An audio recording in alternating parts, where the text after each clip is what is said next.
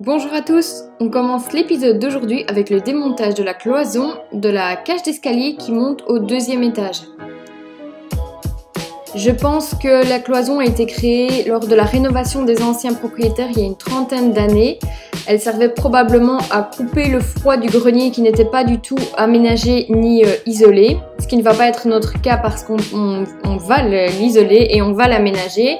Et on voulait éviter justement cette impression d'avoir une pièce supplémentaire qui monte dans une cage d'escalier. On voulait avoir directement l'accès de la première cage d'escalier vers la deuxième cage d'escalier.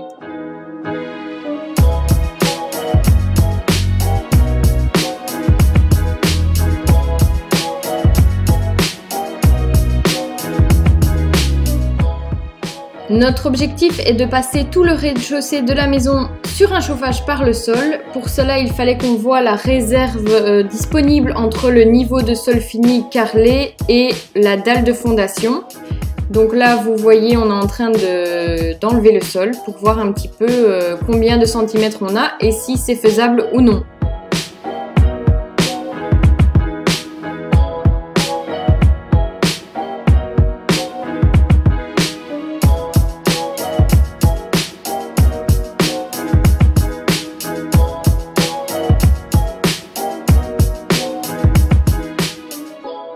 C'est à ce moment précis que le drame survient et qu'on se rend compte qu'on n'a pas la réserve disponible pour pouvoir mettre un chauffage par le sol.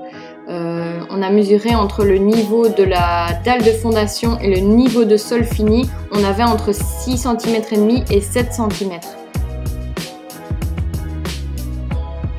On envisage 3 options différentes au niveau du chauffage et ça fera l'objet d'une vidéo spécialement dédiée. La première est d'oublier le chauffage par le sol et de mettre des radiateurs, ce qui n'est vraiment pas l'option qui me plaît le plus. La deuxième option est de remonter tous les seuils de porte et tous les linteaux de porte, donc de remonter le niveau de sol fini afin d'avoir une réserve suffisante pour placer le chauffage par le sol. Et la troisième option est de passer sur une méthode spécifique avec ce qu'on appelle un chauffage par le sol mince humide. Et donc c'est quoi en dessous, t'as une chape? C'est faux sable, c'est le béton, Normalement, je vais encore aller un petit peu plus. Et tu crois on n'aura pas assez de... Faut voir, je vais encore casser un petit peu. On va tomber là.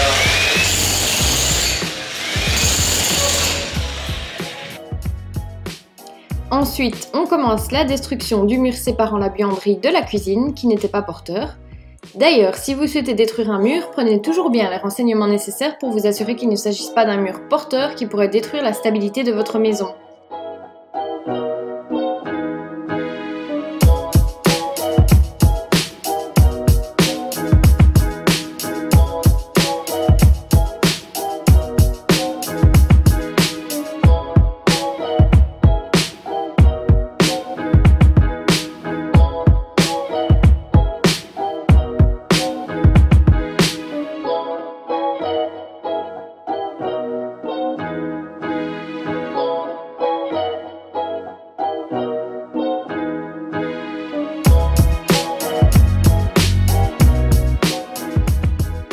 Le travertin au sol était en très bon état, mais on ne souhaitait pas le garder. De 1, car il est froid et trop contrasté, donc il ne correspondait pas du tout au style que l'on souhaitait donner à la pièce.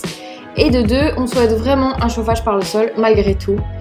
Donc Dimitri a d'abord essayé de les découper proprement, mais la majorité des carrelages sont cassés à la découpe, donc on a laissé tomber l'idée et on est juste allé au plus rapide.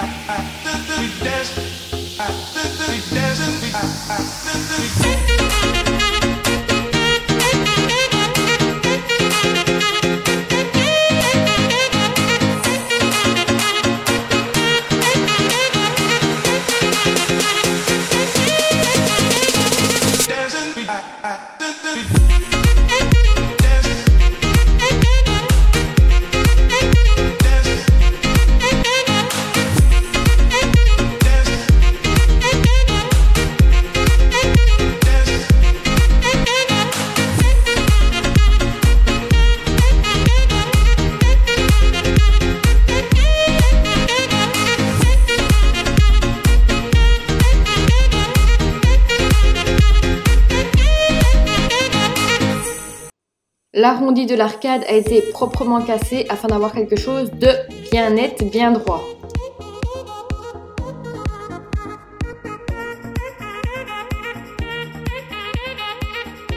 Et nous avons également découpé les niches de part et d'autre de la cheminée, donc elles ont été agrandies en largeur et en hauteur pour pouvoir y insérer de belles bibliothèques de chaque côté. C'était à prévoir également, le plafond n'a pas résisté très longtemps, on l'a détruit parce que tous les plafonds de la maison sont à des hauteurs différentes, on voulait vraiment repartir sur une base uniforme, voir un peu ce qu'il y avait également en dessous. Et dans cette partie du salon, on souhaite intégrer un système audiovisuel.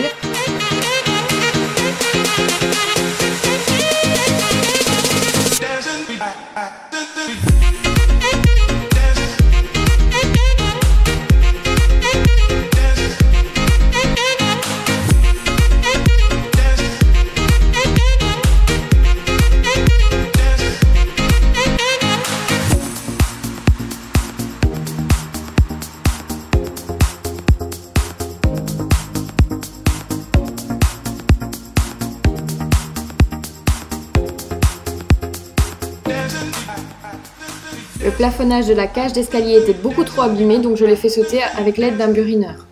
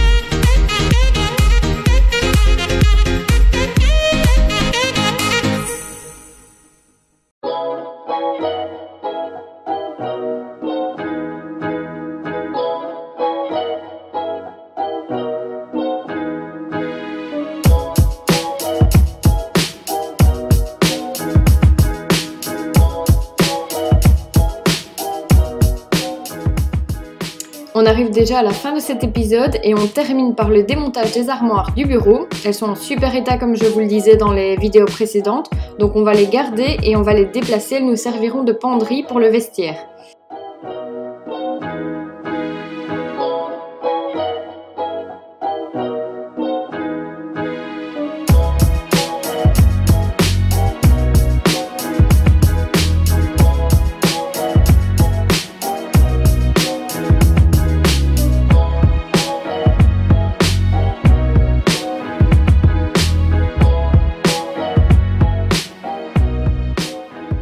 Le vinyle effet parquet qui était posé à même la dalle a été enlevé et cette partie de la dalle a été cassée pour rattraper la même hauteur dans toute la maison et donc arriver vraiment à la dalle de fondation partout. On arrive à la fin de cette vidéo, on vous remercie tous pour vos commentaires bienveillants, pour vos messages, pour vos likes, pour tout. N'hésitez pas à vous abonner si vous avez envie de suivre la suite des aventures parce qu'on arrive la semaine prochaine avec un bel épisode qui s'annonce dingue. Et n'hésitez pas également à nous suivre sur les réseaux sociaux et à liker cette vidéo si vous l'avez appréciée. À bientôt!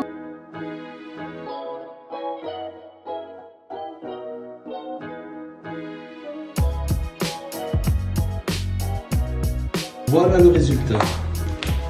Après une demi-journée, tout le béton est arraché.